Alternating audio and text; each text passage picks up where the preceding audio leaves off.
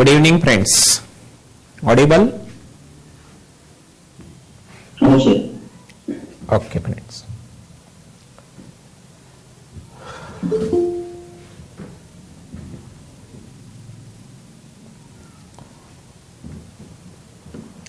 First of all, sorry friends for a week. बरोबर ना? धोका दिला मी एक आठवडा. Anyway,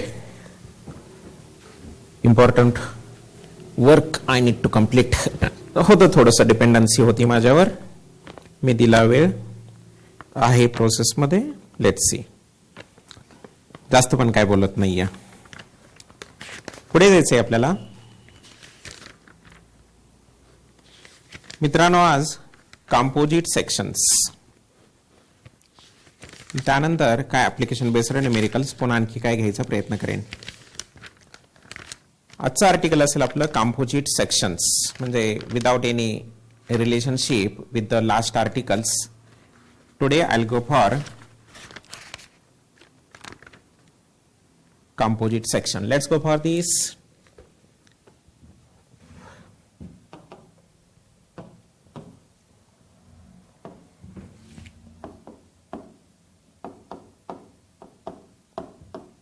होप सगळेजण बोलणार आहात, नाहीतर पूर्ण कॅम्पस मध्ये एकटाच आहे मी वेड्यासारखा.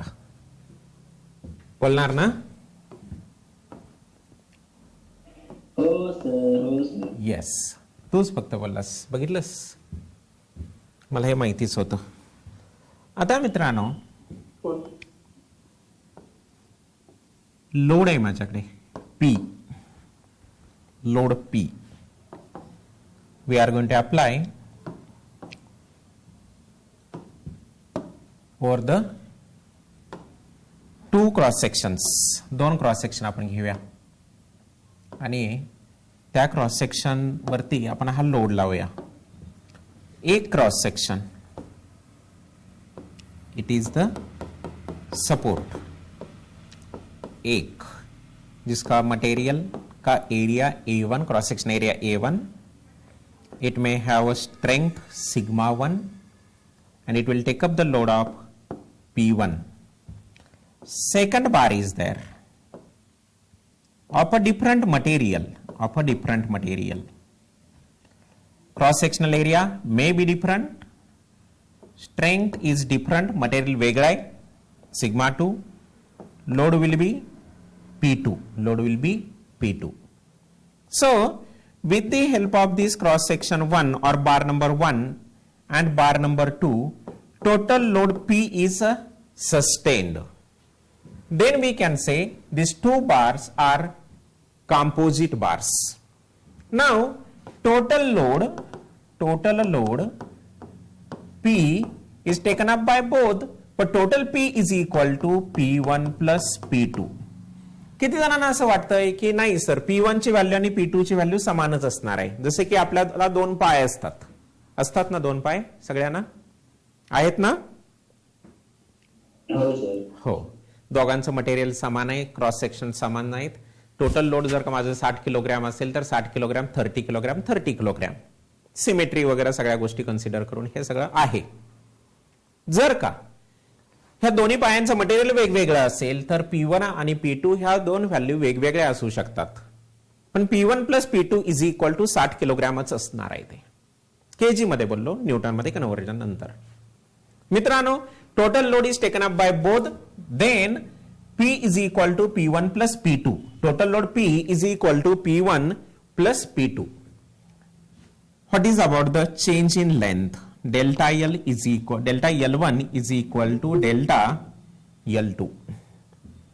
So delta L1 is equal to delta L2. Change in length of both the bar will be same.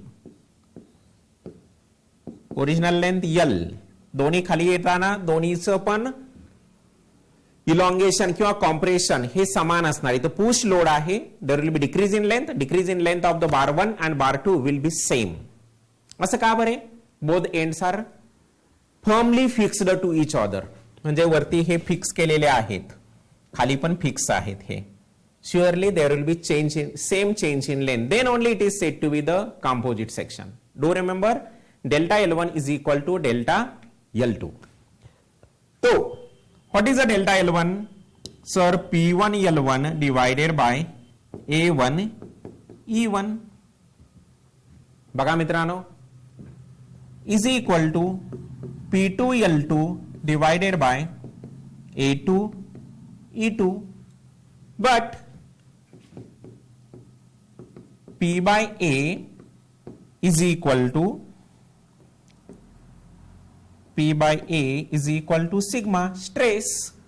Then can I write sigma 1 L1 divided by E1 is equal to sigma 2 L2 divided by E2. But once again, L1 is equal to L2. दोघांची length original length समान आहे. Then L1 gets cancelled. So sigma 1 by E1 is equal to sigma 2 divided by E2. एक relationship भेटलं मित्रांनो. कशाचं आहे ते? Stress आणि यंग्स मॉड्युलसचं. Can I say therefore sigma 1 is equal to E1 दुसऱ्या बाजूला घालू, E1 divided by E2 into sigma 2. Now ratio of this modulus of elasticities E1 by E2 is called as modular ratio. It is modular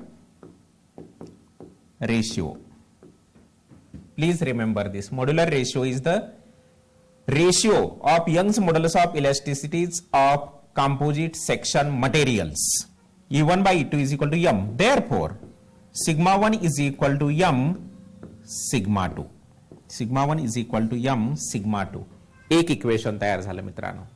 आणखी काय equation तयार होऊ शकतात? म्हणजे मला हे एक इक्वेशन माहिती असणं गरजेचं. पहिलं तरी आहेच आपलं. अरे काय होतंय हे? हां, आणि हे P is equal to P1 plus P2. हे पण एक इक्वेशन आहे. हे एक, हे दोन. आणखी एक इक्वेशन तयार करून दाखवू का मित्रांनो? फ्रॉम अल्सो मित्रांनो, एक आणखी एक माहिती आहे आपल्याला, तेच फक्त वेगळ्या लँग्वेज मध्ये. From equation 1 P is equal to, what is a P? इथं बघ काय लिहिलेलं आहे. P is equal to sigma A. लिहू शकतो का आपण असं? Stress into area. आणि म्हणून P is equal to sigma 1 A1 plus sigma 2 A2. हे एक इक्वेशन आपल्याला माहिती असणं गरजेचं. हे तीन equation, this 3 equations are very important for us. So for the composite section original length L1 is equal to L2 is equal to L. वेगवेगळ्या cross सेक्शनचे बार्स आहेत, वेगवेगळे मटेरियल आहेत, तर त्यांनी घेतलेला लोड पण वेगवेगळा असतो. P is equal to P1 plus P2. Change in length will be समान. Delta L1 is equal to delta L2. त्याप्रमाणे इक्वेशन भेटलं. Sigma 1 by E1 is equal to sigma 2 by E2. हे कसं आलं ते दिसतंय आपल्याला इथे, because P by A is equal to sigma. त्यातून आपल्याला तयार झालेला E1 by E2 modular ratio m आहे. So sigma 1 is equal to m sigma 2 as well. According to the equation 1, P1 plus P2 is equal to total P. म्हणून P is equal to sigma 1 A1 plus sigma 2 A2. आहात का तुम्ही माझ्या बरोबर इथपर्यंत? हो sir. Very good. लिहिणार काय एवढं? मग आपण पुढे जाऊया. जर का 3 क्रॉस सेक्शन आले तर काय होतं ते पण बघू मित्रांनो. याच्यावरती न्यूमेरिकल येतो आणि ही कॉन्सेप्ट घेऊन आपल्याला temperature stress strain composite section मधलं येतं. तो न्यूमेरिकल असणार आहे आपल्या एक्झाम मध्ये. So will go for this. Please go for this. आणि जर का चुकून एमसीक्यू एक्झाम ह्यावेळेस प्लॅन झालीच तुमची पण, तर याच्या फॉर्म्युले, हे जे 3-4 फॉर्म्युले आहेत हे खूप हेल्प करत असतात आपल्याला. डू रिमेंबर चॅप्टर 1 हा खूप हेल्प करतो. So go for this. चलो लिहा, पटकन लिहा. आणि झालं की प्रत्येकाने हो झालं असं सांगा, प्रत्येकाने सांगा.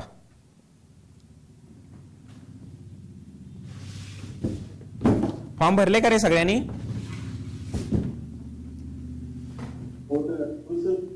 Very good. आता वेट करत बसा पुढची प्रोसिजरची.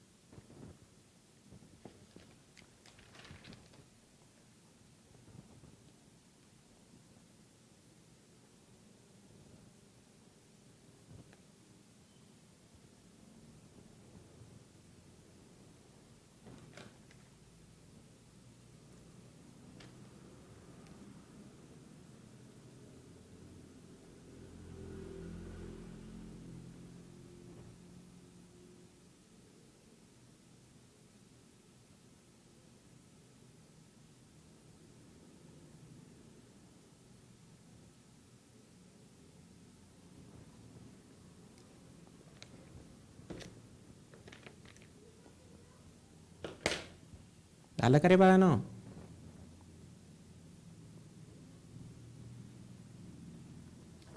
खूपच प्रेमानं बोलतोय का तुम्हाला मी? नाही ना, नाही ना, नाही ना, नाही ना. खूप दिवसातनं भेटलोय ना, त्याच्यामुळे खूप प्रेमानं बोलतोय तुमच्याशी. थांबा जरा, मला जागेवर येऊ द्या.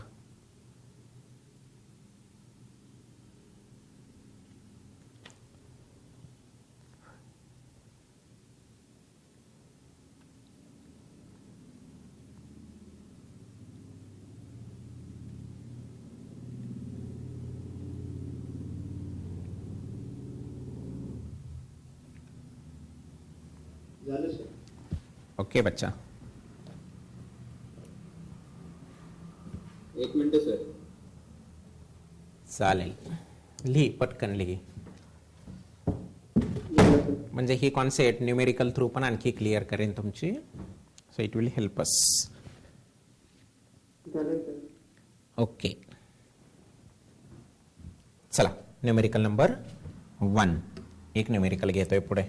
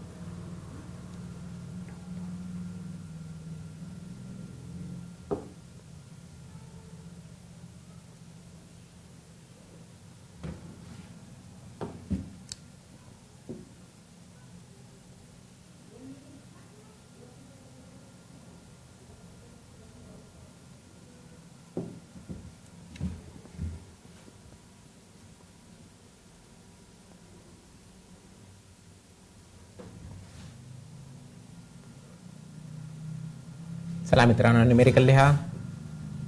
Please write the numerical. Don't wait for the PDF. आत्ता बसून काही फायदा नाही. Don't waste time.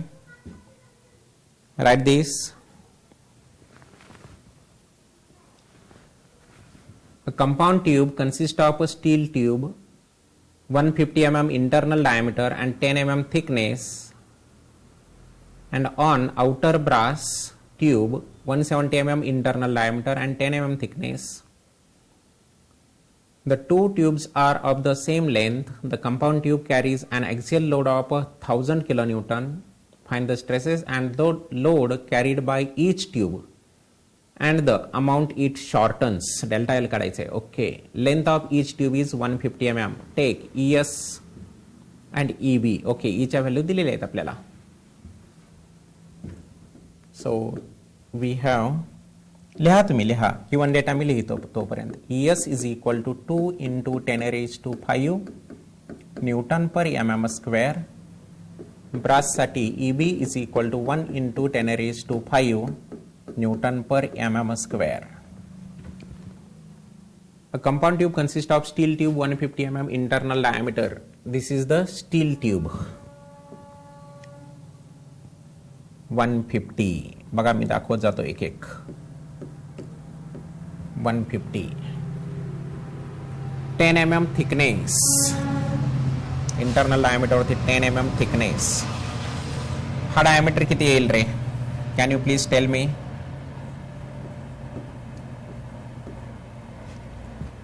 10 mm thickness आहे म्हणजे हा किती येईल क्षिप्रा?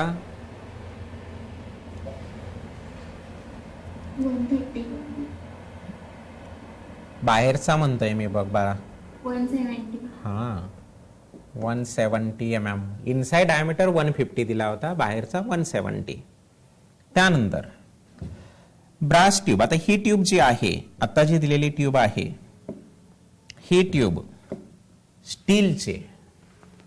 सो याला नाव पण देऊन ठेवूया. This is the steel tube. Correct. आता दुसरी tube. and on outer brass tube 170 mm internal diameter and 10 mm thickness. बोला मित्रांनो, आता याच्यावरती ब्रास ट्यूबची ट्यूब बसवायची आहे. 170 mm इंटरनल डायमीटर आणि 10 mm थिकनेस. याच्यावरती 10 mm थिकनेसची एक ट्यूब बसवायची आपल्याला. ही ब्रासची tube. This is brass.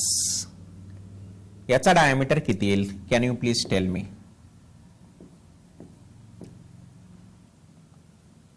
Bhushan,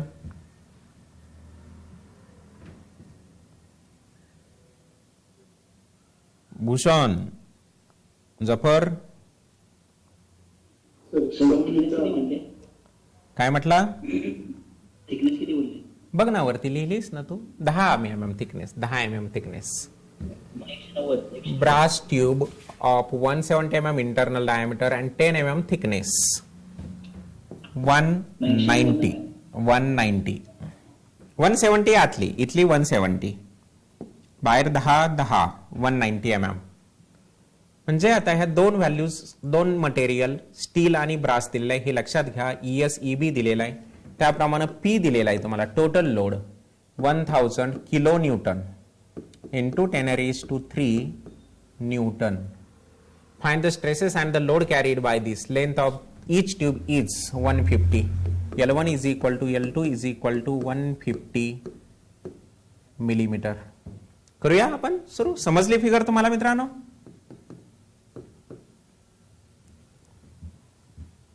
Vaishnavi Pote, आवाज येऊ दे बाई, ऐकू दे कधीतरी आवाज तुझा. हो सर. हो सर, असं कधीतरी. आता मित्रांनो, ह्या न्यूमेरिकल मध्ये दिलेला डेटा वापरायचे आपल्याला. P is equal to P1 A1 plus P2 A2. बघा फॉर्म्युले किती सोपे आहेत. पहिला P is equal to P1 A1 plus P1 A1 sigma 1 A1 plus sigma 2 A2. P is equal to P1 plus P2. दूसरा formula sigma 1 by E1 is equal to sigma 2 divided by E2 किंवा मग sigma 1 is equal to M sigma 2. M modular ratio असेल तर. Third आणखी एक concept आपल्याला माहिती असावी की delta L1 is equal to delta L2. म्हणजेच काय तर स्ट्रेन व्हॅल्यू पण समान असते. E1 is equal to E2. का बरं? ओरिजिनल लेंथ समान आहे L म्हणून फक्त. तर आता हे फॉर्म्युले एकत्र आणायचे for composite sections. Composite sections पहिला formula sigma 1 by E1 is equal, आता 1 नाही तर स्टील म्हणूया, steel sigma B divided by EB. So sigma S is equal to ES divided by EB into sigma B. एक relationship भेटेल आपल्याला. ES ची value किती आहे 2 into 10 raised to 5 divided by 1 into 10 raised to 5 given data आहे sigma B. Composite सेक्शनच्या numerical मध्ये कधीही लक्षात ठेवा ह्या दोन्ही मधलं रिलेशनशिप पहिलं काढून घ्या, कारण की दोन्हीही अननोन असतात. Sigma S is equal to 2 sigma B. म्हणजे पहिली स्टेप पाहिजे आपल्याला की दोन्ही मधलं relationship, stresses in first material and second material, sigma 1 is equal to something sigma 2 असं काहीतरी व्हॅल्यू आलेली असेल. एकदा हे रिलेशनशिप भेटलं की मग हा फॉर्म्युला बघा आहे माझ्याकडे. काय फॉर्म्युला आहे sigma 1 A1 plus sigma 2 A2.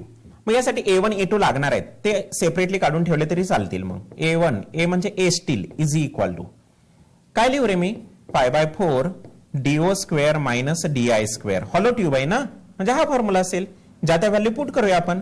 AS is equal to pi by 4 किती घेऊ रे मी 170 स्क्वेअर मायनस 150 स्क्वेअर. सांगणार का मला आन्सर हे बेटा?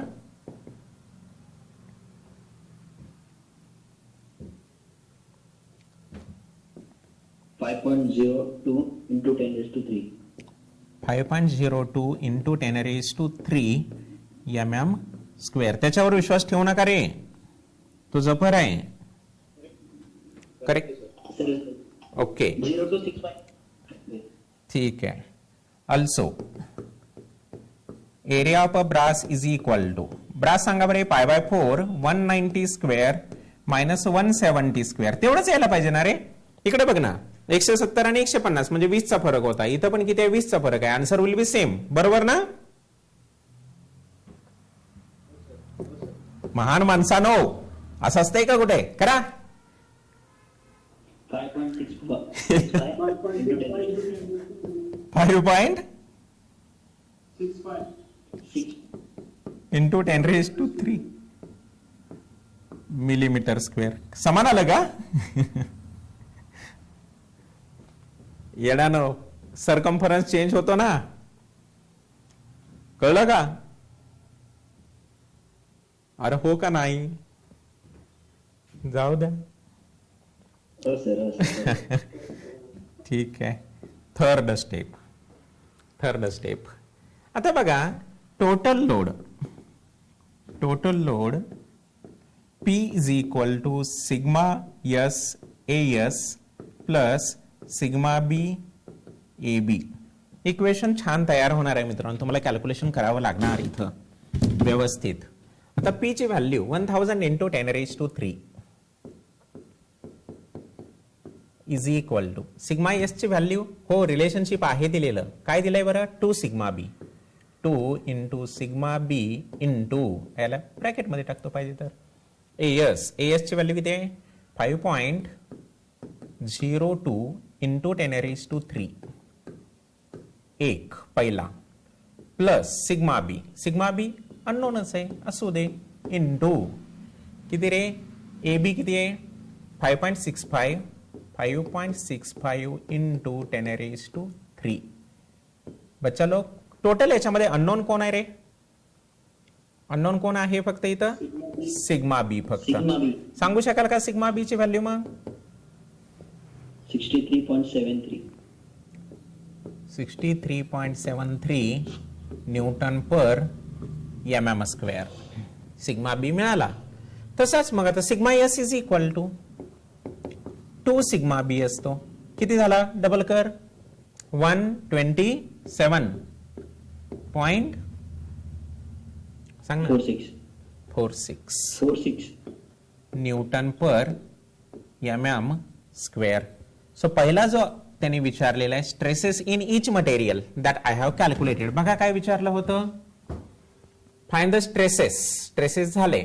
आता लोड कॅरीड बाय इच ट्यूब. लोड कॅरीड बाय इच ट्यूब स्ट्रेसेस आहेत माझ्याकडं. स्ट्रेसेस वरनं पुढच्या पॉइंटला जातो.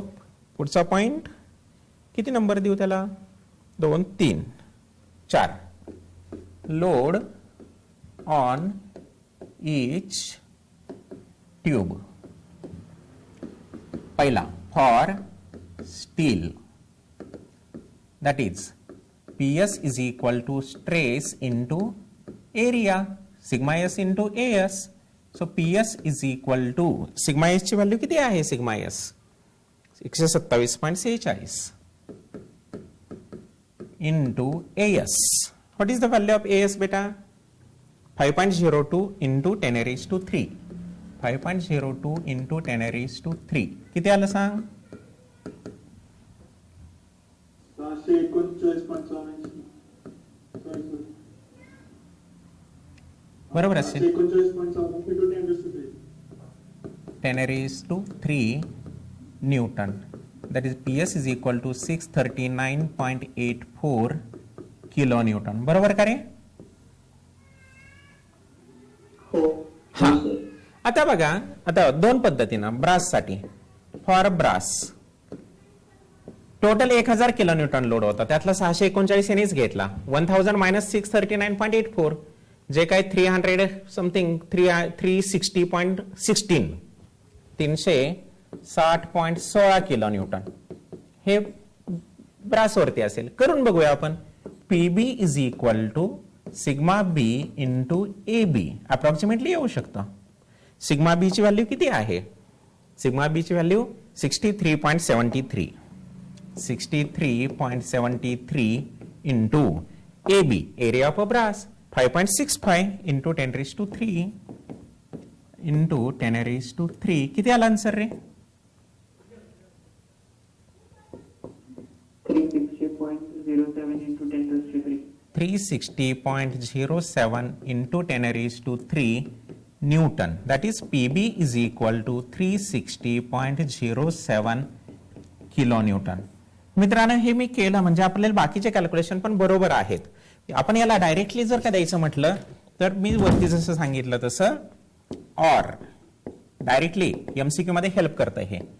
P is equal to PS plus PB and therefore PB is equal to 1000 minus 639.84 is equal to 360.16 kilonewton असं लिहिलं तरी चालतं. हे पण ओके आहे. कळलं का शॉर्ट मध्ये? येस. हे जर ओके आहे तर आणखी काहीतरी विचारलंय. And the amount it shortens. Amount it shortens delta L. काय विचारलं त्यांनी? Delta L. So fifth change in length. Sir दोघांच्या लेंथ समान? हो दोघांची लेंथ समान कमी होणार आहे. करून बघा तुम्ही, काही हरकत नाही. म्हणजे कसं काढणार हे? आता कसं काढणार? Delta L is equal to sigma L divided by E. कुणाचंही घ्या. Yes yes yes. किंवा सिग्मा बी और sigma B L B divided by E B. Answer समान येतात मित्रांनो. सिग्मा एस चला पहिल्याप्रमाणे मी करतो. Sigma S is equal to असलं पाहिजे माझ्याकडे. सिग्मा एस आहे की माझी 127.46 127.46 इंटू एल एस. लेंथ किती दिली रे? पहिली वाचा ना न्यूमेरिकल तुम्ही.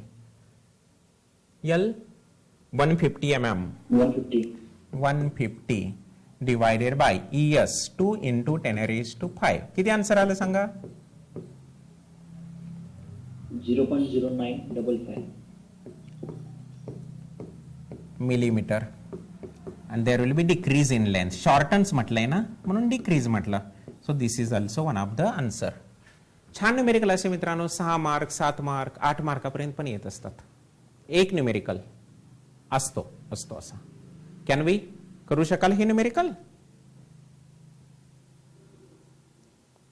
कुणाला नाही समजले? एखादी कॉन्सेप्ट नाही समजली सर इथं नाही समजलं? एनीवन? हा बेटा. सर एकदा परत सांगाल का? माझं नेट गेलं होतं मध्ये. सांगतो बेटा, बाकीचे सगळेजण लिहायला सुरुवात करा रे. पूर्ण एक्सप्लेन करतो मी, पूर्ण एक्सप्लेन करतो. लिहायला सुरुवात करा, परत वेळ नाही घालवायचा. बाकेश, आपण जे आता फॉर्म्युले बघितले त्याच्याप्रमाणेच करायचंय आपल्याला. पहिल्या स्टेपमध्ये काय केलं बघ, सिग्मा आणि ई मधलं रिलेशनशिप, दोन्ही कंपोजिट सेक्शनचं रिलेशनशिप आहे, आपण जसं अगोदर बघितलं तसं. Sigma S by E S, इथे जर बघितलंस तर हे sigma S divided by E S is equal to sigma B by E B. E S आणि ई बी ह्या व्हॅल्यू दिलेल्या असतात, त्यावरनं सिग्मा मधले रिलेशनशिप भेटतात. पहिल्यांदा आपण रिलेशनशिप मिळवलं, त्यानंतर एरिया काढून घेतले दोघांचे, एरिया ऑफ स्टील आणि area of brass. Total load माहिती आहे आपल्याला, P is equal to P1 plus P2 किंवा P1 sigma 1 A1 plus sigma 2 A2, हा फॉर्म्युला लिहिला मी. आणि त्यातून परत मला एक कुठला तरी सिग्मा भेटतो आणि दुसरा पण रिलेशनशिप मधनं भेटणार आहे, ह्या रिलेशनशिप मधून. म्हणजे सिग्मा बी आणि सिग्मा एस भेटला. कळलं कसं भागेश तुला एवढं? हो सर. चल एवढं लिहून घे बाळा, पुढची स्लाइड घेतल्यानंतर ते सांगतो. लिहा रे, सगळेजण लिहा, व्यवस्थित लिहा. चला फक्त फास्ट चला, फास्ट चला.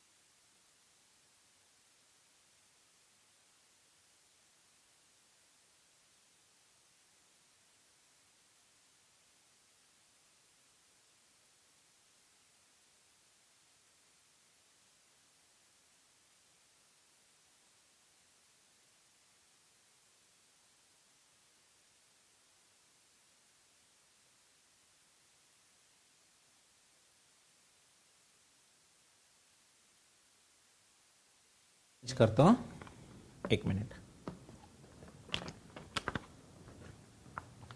सगळ्यांचं झालं का रे? बाकीचे नाही सर, एक मिनिट. बाकी स्पीड लागतं ऑनलाईनला,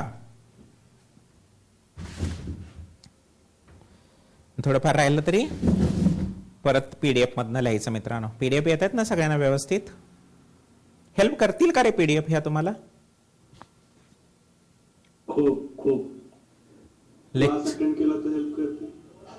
लेक्चर्स पण होत आहेत रेकॉर्ड मित्रांनो, होतील ते पण देईन तुम्हाला ग्रुपवरती नाही, ते आता ग्रुप याच्यावरती ऍपवरती करायचंय आपल्याला.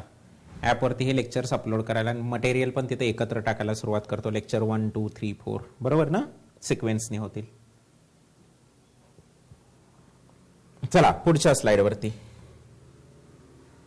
बघ भाग्येश, आता पुन्हा एकदा तुला सांगतो म्हटलं होतं ना, बघ इथं परत काय फॉर्म आपल्याला लोड काढायचे आहेत. लोड म्हणजे काय असतं रे? Stress is equal to force per into area, म्हणजे force is equal to stress into area, बरोबर की नाही? तो फॉर्म्युला इथं वापरलाय मी स्टील साठी एकदा आणि परत ब्रास साठी एकदा. स्ट्रेस इंटू एरिया आणि शेवटचं तरी काय तेव्हा delta L is equal to PL by AE.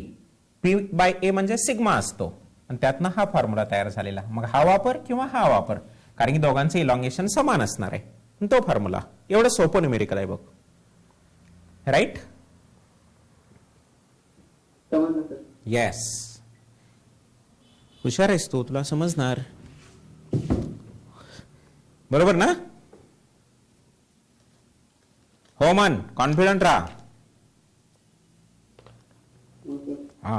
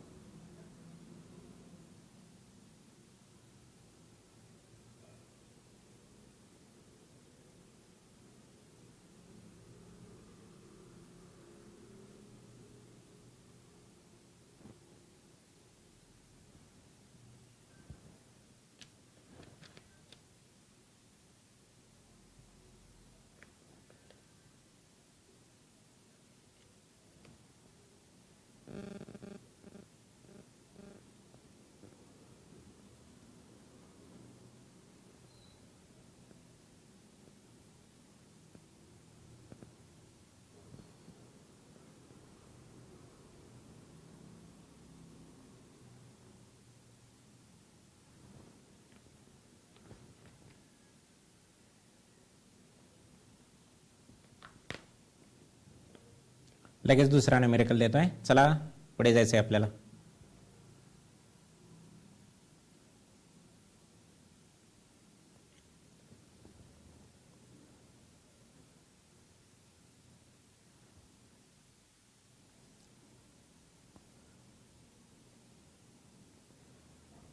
झालं असेल सगळ्यांचं लिहायचं हे बरोबर.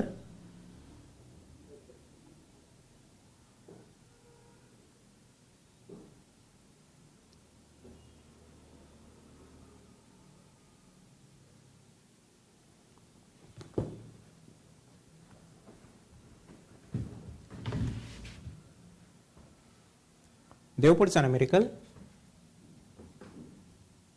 हो सर. येस. चला लगेच. आता पुन्हा एकदा जीमेल. डोळे बंद करा सगळेजण. माझ्या मेल बघायच्या नाहीत. जफरने डोळे बंद केलेले नाही आहेत अजून. नाही केलेले तू. इन्व्हेस्टिंग काय नाही आहे बघ. कुठे दिसतंय की इन्व्हेस्टिंग माझं.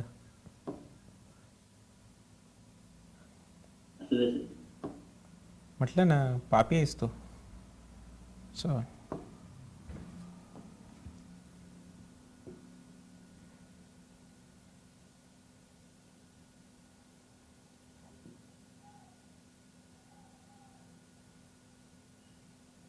येस.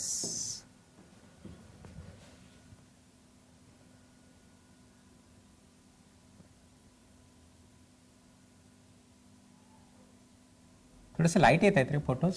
थांबवा परत करतो चांगला. आता लिहून घ्या हे. पुढचा चांगला घेतो. दिसतच नाही सर त्यांनी. दिसत नाही.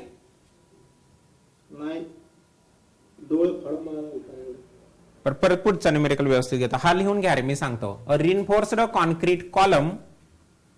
Reinforced concrete column is reinforced concrete column is 300 mm by 300 mm. ओय हलायचं नाही. 300 mm by 300 mm in section. 300 mm by 300 mm in section. Full stop. The column is provided with 8 bars. 8 bars of 20 mm diameter. 8 bars of 20 mm diameter. 8 bars of 20 mm diameter. Full stop. The column carries a load of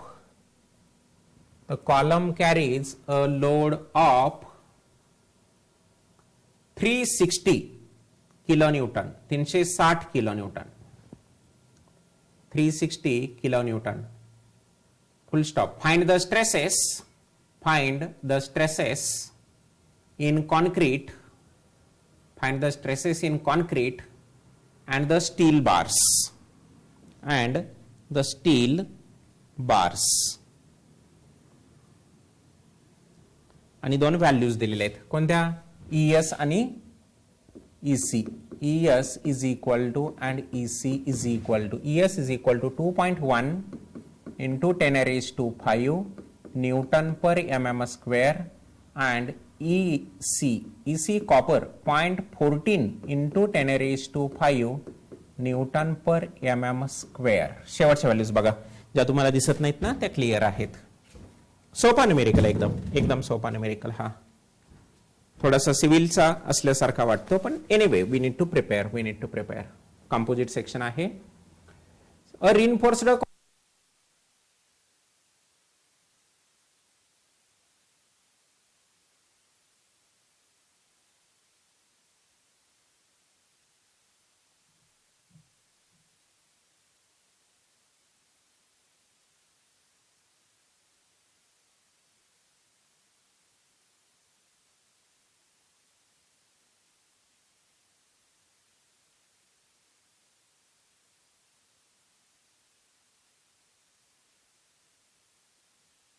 एकदम ओरडायचं आवाज करून, ठीक आहे. चला, yes. याच्यामध्ये आता square column आहे. Square column मी draw केला. याच्यामध्ये स्टील बार वापरायचे आहेत आपल्याला. 8 bars of 20 mm diameter. So 1 2 3 4 5 6 7 8. कुठेही दाखवा, काही फरक पडत नाही. आपण डिझाईन मध्ये आहोत. आपल्याला काय त्याचं डिझाईन म्हणजे स्ट्रेंथ, बाकीचं काय करायचं नाही की कुठं बसवायचे काय. We are not a civil. जरी सिव्हिल असेल तरी इथं नाही शिकायचं. तर SD वगैरे आहे पुढे, स्ट्रक्चर डिझाईन वगैरे. याच्या बाहेर कोण असणार आहे तर RCC. याच्या बाहेर कोण, RCC. सिमेंट कॉन्क्रीट असतं ते सगळं mixture. M20 M30 size. It will be provided. Yes, it is provided. So this is 300 by 300 and steel bars are 8 number of bars of diameter 20. Simple bachcha log, simple. Composite section, yes, this is one of the example of a composite section because these bars and a reinforcement concrete that are connected together, firmly connected together. So concrete EC दिलेला आहे बघा 0.14 into 10 raised to 5. म्हणून तरी concrete कमी आहे, म्हणून तरी ती E ची व्हॅल्यू कमी आहे एकदम. 0.14 into 10 raised to 5. First of all I'll go for basic. काय बेसिक करू रे मी पहिलं, एरिया ऑफ स्टील करार का तुम्ही 8 into π/4 into 20 स्क्वेअर लिहू का रे डायरेक्टली असं तुमच्या मते. का बरं लिहिलं असं, एका बारचा π/4 20 स्क्वेअर एरिया, असे 8 बार 8 into π/4 20 स्क्वेअर. सांगशील का मला आन्सर.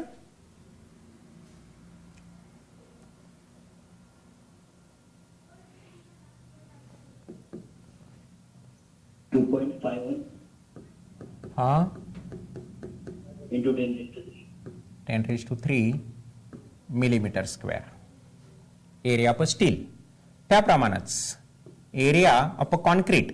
सांग बरं आता एरिया ऑफ कॉन्क्रीट कोण सांगेल रे बाळानो. How to calculate this area of concrete. Sir ते स्क्वेअर मधनं ते स्टीलचा एरिया मायनस करा. Fantastic. Very nice.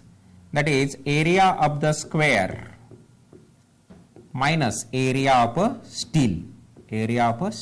Very good. Area of square 300 by 300 minus 2.51 into 10 raised to 3. Area of concrete is equal to, बोल बेटा, 57.49 into 10 raised to 3. बरोबर आहे sir. असणार आहे बरोबर. मोठाच असतो हा. आहे ना रे बरोबर क्षिप्रा. हो नाही. हा एरिया ऑफ कॉन्क्रीट मिळाला, एरिया ऑफ स्टील मिळालं. मगाप्रमाणेच मित्रांनो, यानी काय लोड दिलाय का? हो sir, P is equal to 360 kilo newton. Same numerical आहे, सेम न्यूमेरिकल, फक्त ऍप्लिकेशन बदललं म्हणून हे आपण असं सोडवत चाललोय. सेकंड, पुन्हा एकदा सिग्मा 1 वी नो, काय आपल्याला माहिती आहे रे बाळानो? For a composite section, for composites म्हणतो, sigma S divided by ES is equal to sigma C divided by EC. Therefore, sigma S is equal to ES divided by EC into sigma C. आता आहे माझ्याकडे value, कशाची value आहे? ES ची. ES is equal to 2.1 into 10 raised to 5 divided by 0.14 into 10 raised to 5 sigma C. That is a sigma S. Sigma S is equal to, बोला, 15 sigma C. बरोबर आहे का? 15 सिग्मा सी. येस. आता third step, मग आपला total load आहेच, P is equal to, त्या स्टेपला जातो रे बाळांनो. बघा कुठल्या स्टेपला जातो मी? Total load is taken up by both, and therefore step number 3 total load P is equal to sigma 1 A1 plus sigma 2 A2. आता 1 आणि 2 sigma S AS sigma C AC असं. टोटल P माहिती आहे 360 into 10 raise to 3 is equal to sigma S आणि sigma C मधला relationship माहिती आहे आपल्याला, 15 into sigma C into area of steel is 2.51 into 10 raise to 3, 2.51 into 10 raise to 3 plus sigma C, तेच पाहिजे मला, into area of concrete 87.49 into 10 raise to 3. सांगा मला सिग्मा सी ची व्हॅल्यू किती? मग sigma C is equal to, चलो बेटा,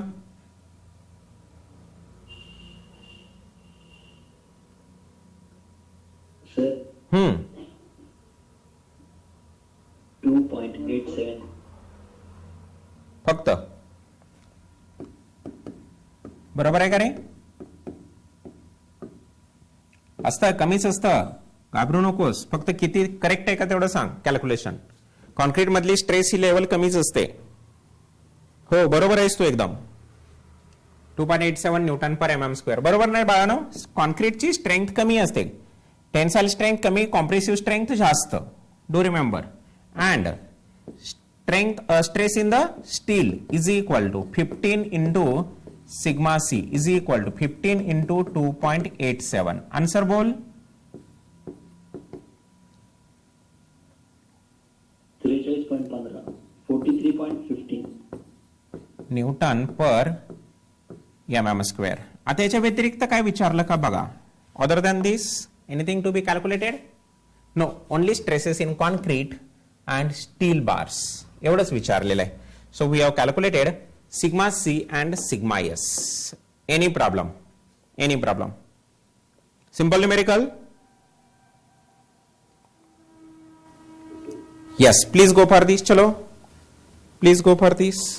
चला पटकन फास्टली आता हे आहे, तुम्ही करू शकाल हे आता.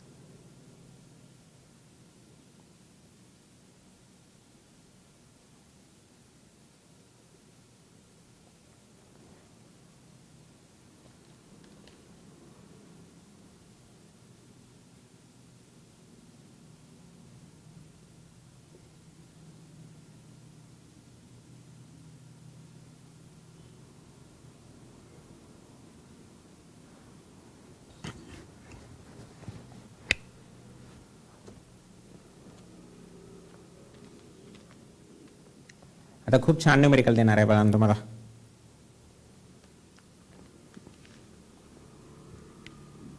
चालेल ना तुम्हाला? हो सर.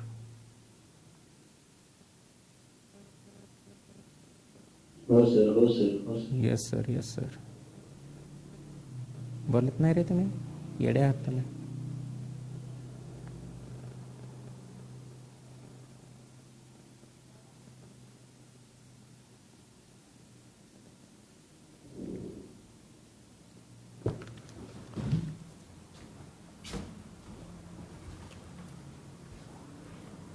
हे झालं असलं तरी पुढचं स्वतःच्या मनाने करा, पूर्ण करा.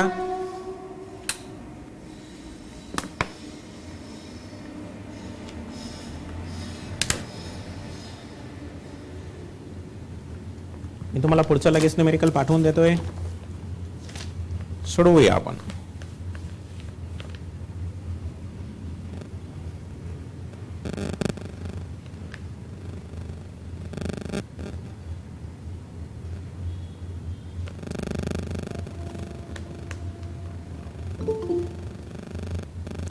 एवढ्या लवकर कोण आला?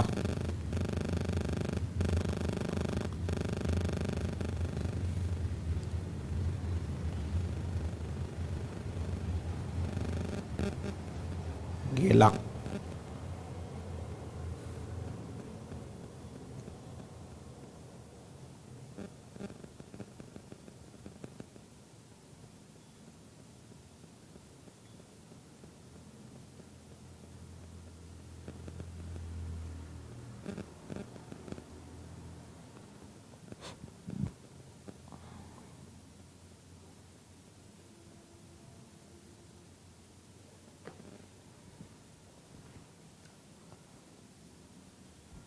देऊ का पुढे?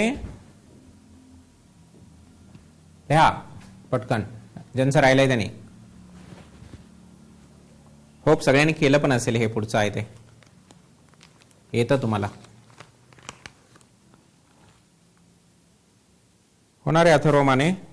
हो रे, येतंय का तुला?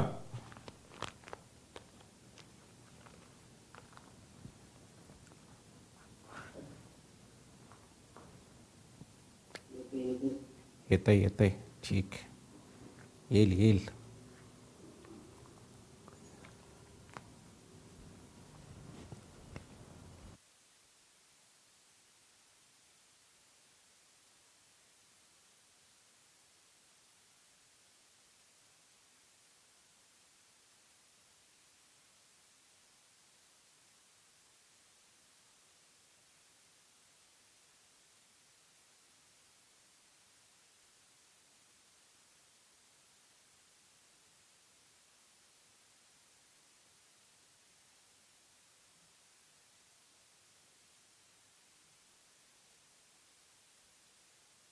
चला पुढचा न्यूमेरिकल देतो.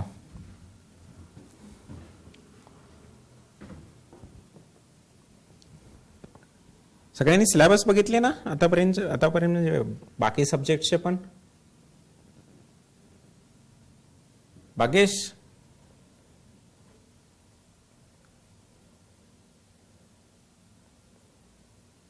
होय रे, हो सर.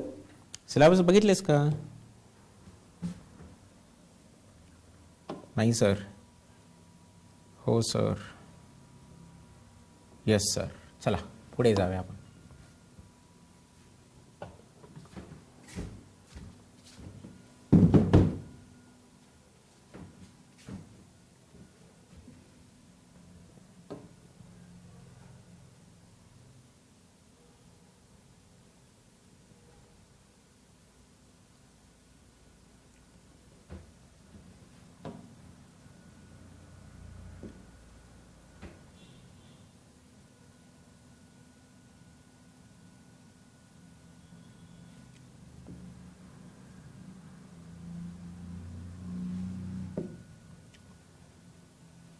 येस फ्रेंड्स, न्यूमेरिकल छान दिसत असेल तुम्हाला आज, बरोबर?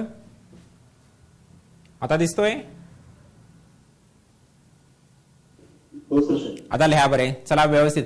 वेगळा न्यूमेरिकल आहे, कंपोजिटच आहे, पण ऍप्लिकेशन बेस्ड आहे, व्यवस्थित करायचं आहे न्यूमेरिकल हा आपल्याला. चला लिहा आणि लिहित लिहित समजून घ्या न्यूमेरिकल.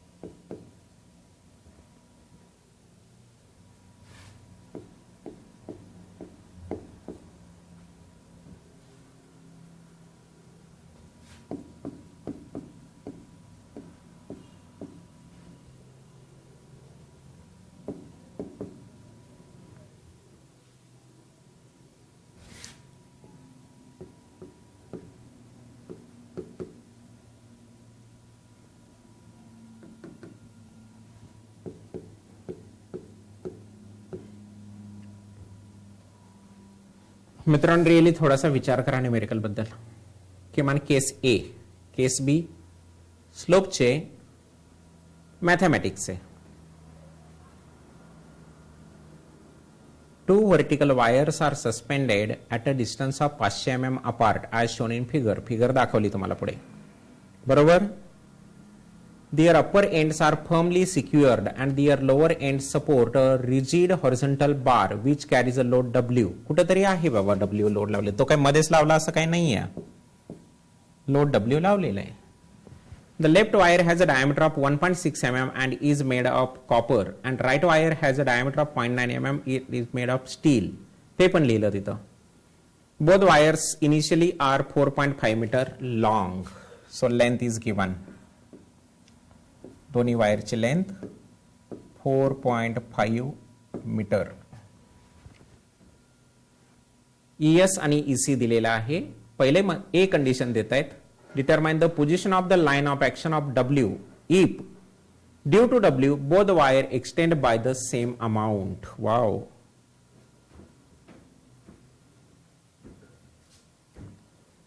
चलो, कोणत्या स्टेप फॉलो करावे लागतील, काय प्रिन्सिपल आहे याचं, can you please.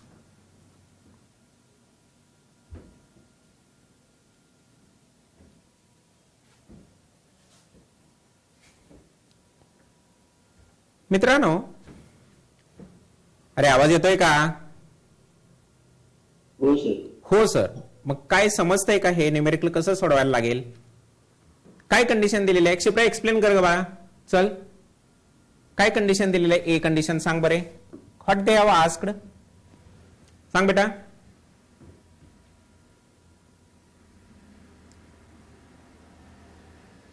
Line of action of weight which are position. Yes. आणि त्यासाठी कंडिशन काय दिलेली आहे? डेल्टा एल सेम असेल दोन्ही wire. Very good. Both wire extend by the same amount. म्हणजे delta L1 is equal to delta L2. आता मग ह्याची पोझिशन म्हणजे काय तर लेफ्ट कडून किंवा राईट कडून किती डिस्टन्स वरती तो आहे. मग हे कसं कॅल्क्युलेट करशील की ही लेफ्ट बाजू ही राईट आहे, इथं पण एक फोर्स असेल, इथं पण फोर्स असेल. का बरं? Tension in the wire, wire मधलं टेन्शन, आणि इथं लोड कुठेतरी W ऍक्ट होतोय. मग इथं असेल तो T1, इथं असेल तो T2. हे डिस्टन्स आहे x, आणि हे किती येईल रे बाहेर? पुढचं 500 मायनस x, बरोबर ना? ह्या दोन्ही मधला डिस्टन्स किती आहे? 500.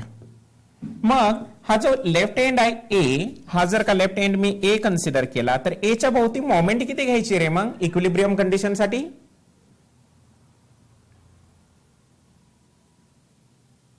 इक्विलिब्रियम कंडिशन साठी मोमेंट किती असते प्रत्येक पॉइंटच्या ठिकाणी?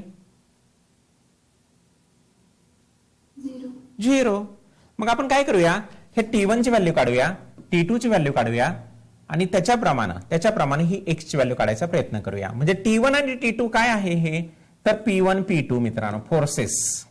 टेन्शन म्हटलं, वायर म्हटलं म्हणून फक्त टेन्शन म्हटलं, पण हे काय तर फोर्सेस आहेत ते. पण ते फोर्सेस एकदा काढू, पण फोर्सेस काढायला सर W नाही दिला, बरोबर का बाळांनो? तर ह्या ज्या P1 च्या व्हॅल्यू आहेत त्या समथिंग W आणि समथिंग W अशा येतील. आणि शेवटी बघू मग काय करायचं ते, कारण की त्यांनी W आपल्याला विचारलेलंच नाही. What they have asked? They have asked us to calculate the distance x. हे लक्षात घ्या.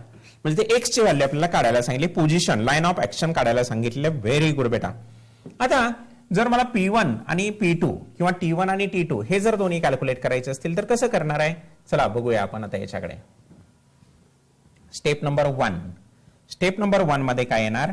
तर मगाप्रमाणेच कंपोजिट सेक्शन आहेत का सर? हो, कारण की दोन्हीची इलॉंगेशन समान म्हटलेलं आहे त्यांनी. म्हणजेच काय तर sigma divided by E is equal to, किंवा त्या दोघांची एरिया काढून घेऊया पहिल्या स्टेप मध्ये, ते खूप हेल्प करतात. म्हणून तरी मगाशी मी चेंज केलं. पहिल्या न्यूमेरिकल मध्ये हे डायरेक्टली वापरलं. A लेफ्टला कोण? C, copper. Area of copper π/4 into diameter 1.6 square. Answer बोल बेटा सगळेजण, जागे व्हा. 2.01. 01 एवढंच आहे. एवढंच बघा रे. हो हो तेवढंच. ठीक. 2.01 चालेल, millimeter square. Area of steel π/4 into 0.9 square. Answer बोल. 0.636. Okay, millimeter square. आपल्याला एरिया मिळालेले आहेत. नाव delta L1 is equal to delta L2, आणि यातनच फॉर्म्युला आपला तयार झालेला आहे. Sigma 1 divided by E1 is equal to sigma 2 divided by E2. पण इथं कोण आहे? Copper, steel. दोन्हीच्या व्हॅल्यू बघितल्या तर बघा, स्टील 2.1 आहे, कॉपर 1.3 आहे. शक्यतो काय करायचं? हायर व्हॅल्यूला. सर असा पण नियम नाही बरं का, प्लीज अंडरस्टँड. सर EC पलीकडे नेला म्हणजे EC बाय ES हो दे, 0. समथिंग येतं, चालतं, ठीक आहे, तुमच्यासाठी करतो एकदा. EC divided by ES into sigma S. EC किती आहे बघा? 1.3 डिवायडेड बाय ES 2.1. पुढचे 10⁵ गेला सगळीकडे. चालेल ना तुम्हाला आता असं लिहिलं तर? हुशार आहात तुम्ही म्हणून फक्त. चला सांगा. 0.619 सिग्मा यस. तो 9 सोडू नका रे, थोडंसं व्हेरिएशन नाही तरी येतं आन्सर मध्ये. Sigma C is equal to 0.619 into sigma S. एक रिलेशनशिप भेटलं. तिसरा आपल्याला माहितीये, काय माहितीये आपल्याला? तर P is equal to sigma C AC plus sigma S AS. यातून P तर माहिती आहे मला किती? W सर, लिहिला W. Sigma C, what is a sigma C?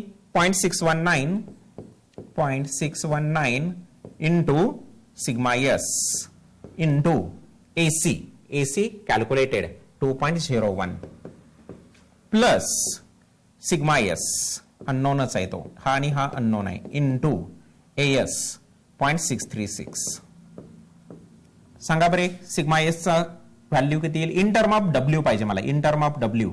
त्यासाठी काय करायचं मित्रांनो, सिग्मा एस कॉमन घ्यायचा राहिलेलं ब्रॅकेटमध्ये पूर्णपणे. इथं काय येणार 0.619 इंटू 2.01 लक्षात घ्या, प्लस इथं काय राहिलेलं आहे 0.636. सांगा बरे किती आला आन्सर. ब्रॅकेट सोडवा, स्टेप बाय स्टेप जाऊया आपण.